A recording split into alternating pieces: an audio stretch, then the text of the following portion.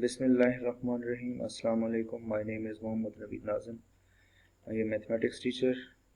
अल्लाह ताला ने कुरान पाक में इरशाद फरमाया है, बेशक इंसान को वही कुछ मिलता है जिसकी वो कोशिश करता है। कोशिश की इस टॉपिक से स्टार्ट करते हैं पाकिस्तान और इंडिया के दरमियान फर्स्ट T20 वर्ल्ड कप के फाइनल से। मिस बॉलक इंडिया पाकिस्तान को 157 का टारगेट देता है। मिस बॉलक जब क्रीज पे आते हैं तो उस वक्त पाकिस्तान के 4 खिलाड़ी आउट हो चुके होते हैं। 63 बॉल्स पे 96 रन आए होते हैं। मैच चलता रहता है, खिलाड़ी आउट होते रहते हैं। पाकिस्तान ज़्यादा डिपेंड करता है अफरीदी पे। अफरीदी जब आता है तो पहली बॉल पे 0 पे आउट हो जाता है। प्रेशर पाकिस्तान पे बढ़ जाता है। फाइनल ओवर में जब पहुंचते हैं पाकिस्तान के 9 खिलाड़ी आउट, 5 बॉलों पे 12 स्कोर चाहिए होते हैं।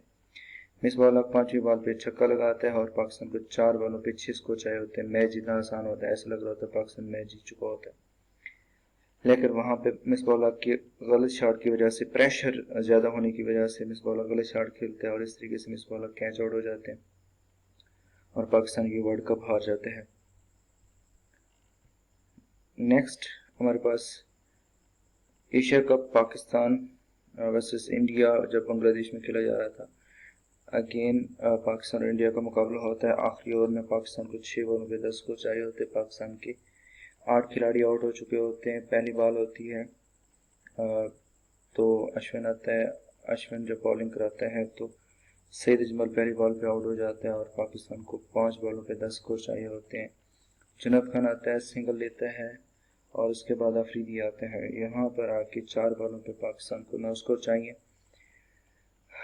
यही लग रहा होता है कि इंडिया मैच जीत चुका है, पाकिस्तान हार चुका है, लेकिन होता ही है कि अफरीदी एक ऐसी शॉट खेलता है जैसे ऑडियंस को लगता है कि कैच हो चुका है, लेकिन वो छक्का ही होता है और अगली बॉल पे फिर वही डिसाइड होना होता है कि या तो अफरीदी आउट हो जाएगा या छक्का लगेगा। जब अश्विन बॉल कराता है तो ऐसा लगता है कि कैच हो चुका है, लेकिन अश्विन के एक्सप्रेशन से अंदाज़ा हो जाता है कि पाकिस्तान मैच जीत चुका है क्योंकि वो 6 होता है।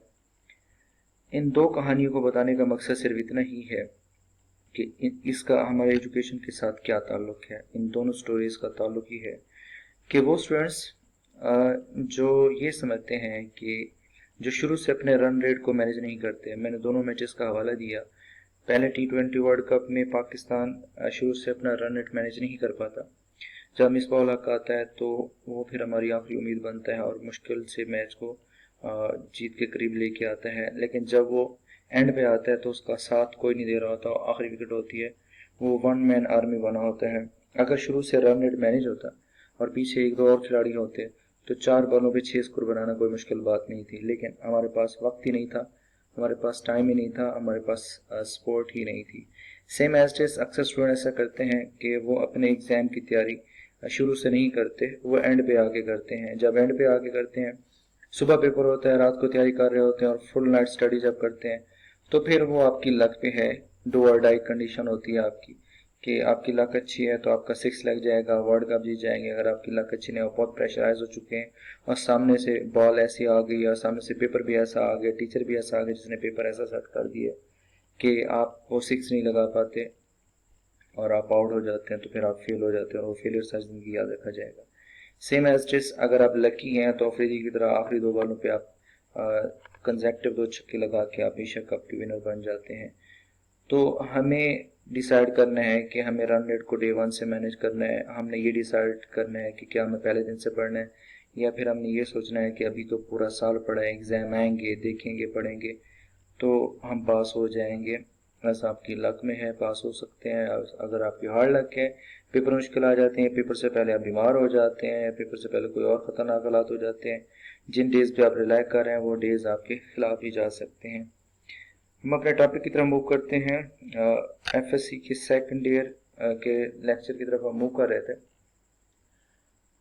चैप्टर नंबर 7 की पहली एक्सरसाइज हम कर चुके हैं। चैप्टर नंबर 7 की दूसरी एक्सरसाइज से पहले की थ्योरी की तरफ जब हम आते हैं तो मेरे पास 7.2 के इंट्रोडक्शन में introduction of vector in space कि पहले हम वेक्टर्स को पढ़ रहे थे इन 2 डायमेंशन, आज हम वेक्टर को पढ़ेंगे in 3 dimension. In space rectangular coordinate system is constructed using 3 mutually orthogonal axes. मेरे पास 3 परपेंडिकुलर एक्सिस है। एक मेरे पास ये एक्स एक्सिस है, एक ये वाई एक्सिस है और एक ये मेरे पास जेड एक्सिस है। ये तीनों एक्सिस एक दूसरे के ऊपर परपेंडिकुलर हैं और ये तीनों परपेंडिकुलर लाइन एक दूसरे को जिस जगह पे इंटरसेक्ट करती हैं उसको हम ओरिजिन का नाम देते हैं। The point of intersection of these orthogonal axis is called origin. When sketching figures we follow the convention.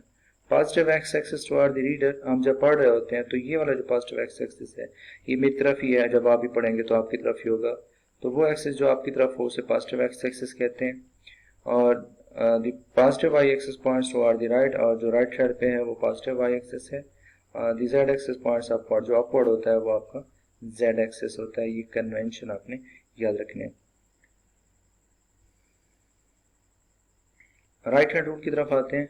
Right hand rule ये कहते हैं if the fingers of right hand pointing in the direction of positive axis, कि हमारे पास जो fingers हैं उसको अगर हम देखें, पॉजिटिव एक्स एक्सिस हमारे पास ये होता है, पॉजिटिव एक्स एक्सिस की तरफ है, और and are curve towards the positive Y axis, और फिर हम इनको टर्न कर लेते हैं, और जिस तरफ ये टर्न हो गए ये आपका पॉजिटिव वाई एक्सिस है, और ये आपका पॉजिटिव एक्स एक्सिस है।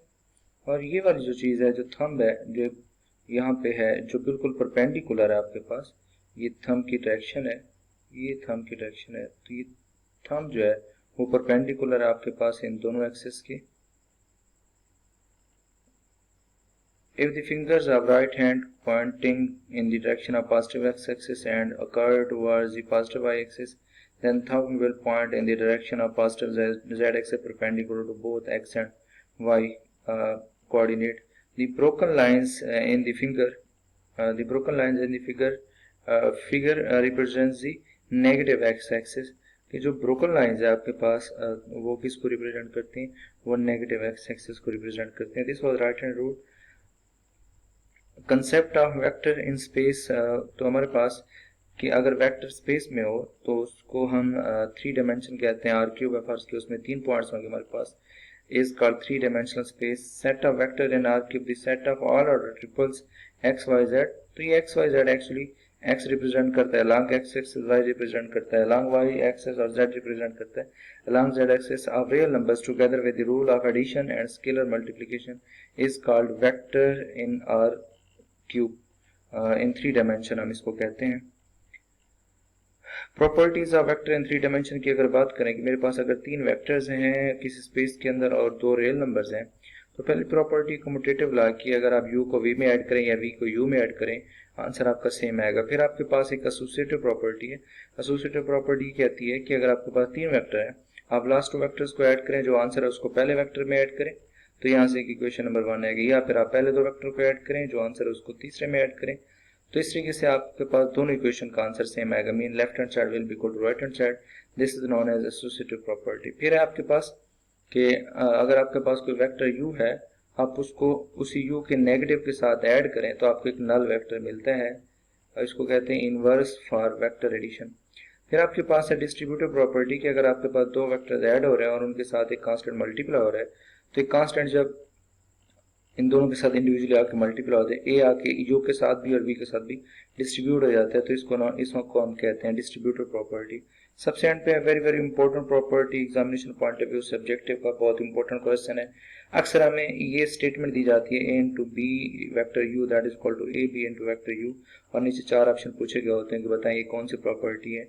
Option A scalar multiplication, option B associative property, option C inverse vector distributive property.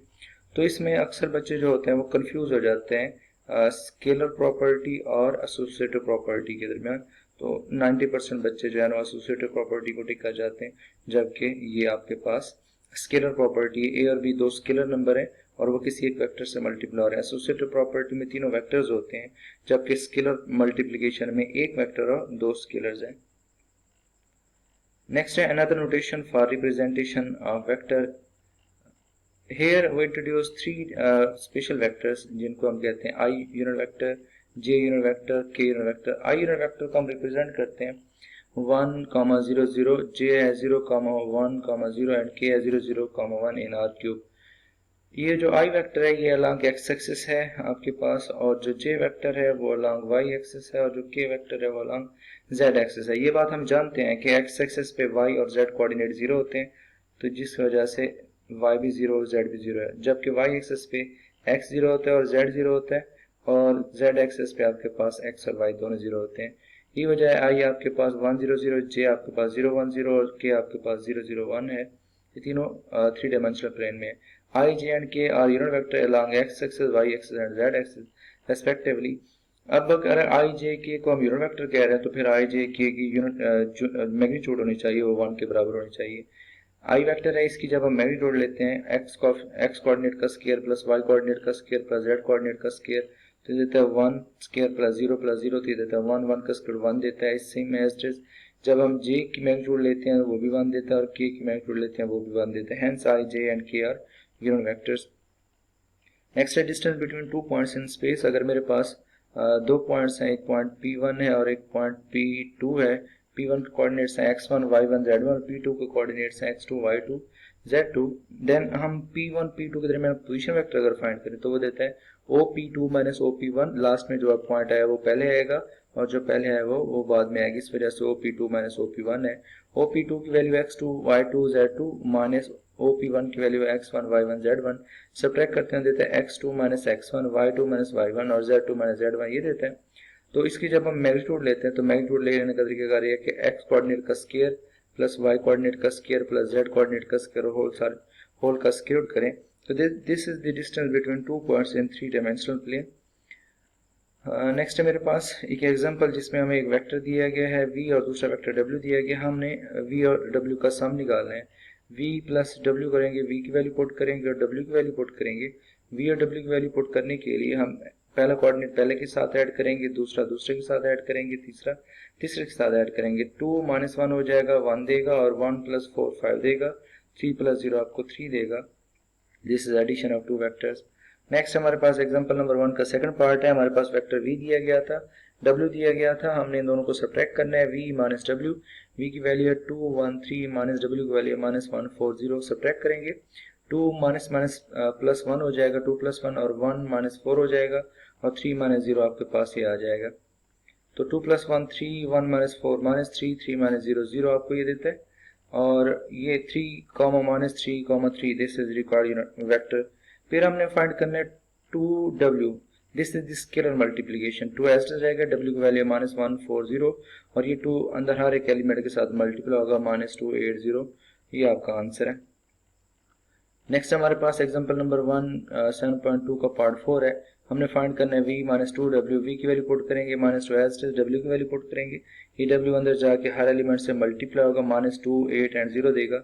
जब हम इसको सब्ट्रैक्ट करेंगे 2 प्लस 2 1 माइनस 8 3 माइनस 0 करें तो ये 4 माइनस 7 इंटू 3 देता है। इसी की हमने मैग्नीट्यूड निकालनी है, तो i के कोएफिशिएंट का स्क्वायर, j के कोएफिशिएंट का स्क्वायर प्लस k के कोएफिशिएंट का स्क्वायर करते हैं तो आपको 74 का स्क्वायर देता है। नेक्स्ट मेरे पास एग्जांपल नंबर 2 है। एक्सरसाइज 7.2 से पहले हमारे पास u वेक्टर है, v वेक्टर है और w वेक्टर की वैल्यू दी गई है। हमने फर्स्ट ऑफ ऑल फाइंड करना है u प्लस 2v। तो u की वैल्यू पुट करेंगे 2v, 2 एज रहेगा और v की वैल्यू पुट करेंगे, 2 अंदर जाके मल्टीप्लाई होता है तो ये तमाम i के साथ ऐड होगा, 2i plus 8i 10i 3j plus 12j 15j और k plus 4k 5k। That is your required answer. Next second part की तरफ आते हैं। एग्जांपल नंबर 2 के u minus v minus w find करना है। u की वैल्यू पुट करेंगे, w की वैल्यू पुट करेंगे और v की वैल्यू पुट करेंगे। साइन जब ब्रैकेट हटाएंगे तो माइनस अंदर जाके जब मल्टीप्लाई होता है तो माइनस 4 है माइनस 6 है माइनस 2 के देता है और माइनस जब यहाँ पे मल्टीप्लाई होता है तो देता है प्लस 6 है प्लस 9j प्लस 3k। तो i वाले आपस में ऐड होंगे, j वाले आपस में ऐड होंगे और k वाले आपस में ऐड होंगे तो आपको 4i plus 6j plus 2k मिलता है। और जब हमें इसकी मैग्नीट्यूड निकालनी है तो y के कोएफिशिएंट का स्क्वायर प्लस j के कोएफिशिएंट का स्क्वायर प्लस k के कोएफिशिएंट का स्क्वायर तो आपको राइट आंसर मिलता है 56। फिर हम मूव करते हैं एग्जांपल नंबर 2 के पार्ट b की तरफ। Show that u v and w are parallel to each other. अगर मेरे पास 3 वेक्टर दिए गए हैं u v और w इसी का दिए गए थे तो मैंने साबित करना है कि u v w जो है वो पैरेलल है। हमारे पास पैरेलल प्रूव करने का तरीका ये हमने डेफिनेशन में पढ़ा था कि अगर एक वेक्टर दूसरे वेक्टर के स्केलर मल्टीपल के तौर पर लिखा जाए तो u और v यहाँ पे पैरेलल होंगे। तो यही काम मैंने यहाँ पे करना है। v वेक्टर दिया गया है तो v वेक्टर में मेरे पास है 4i plus 6j plus 2k। यहाँ से 2 कॉमन लेते हैं तो ये देता है, बाकी ये u वेक्टर बच जाता है v is equal to 2u। तो v जो है u के स्केलर मल्टीपल के तौर पर लिखा जा रहा है तो v और u पैरेलल है। नेक्स्ट मेरे पास w वेक्टर है, w में से हम माइनस 3 कॉमन निकालते हैं तो यहाँ पे बाकी जो चीज़ बचती है वो u के बराबर है। तो लिहाजा w is scalar multiple of u, hence u v and w are the scalar multiple of each other. तो ये तीनों आपस में पैरेलल हैं। बाकी ऐसे इंशाल्लाह नेक्स्ट लेक्चर में। अल्लाह हाफिज़।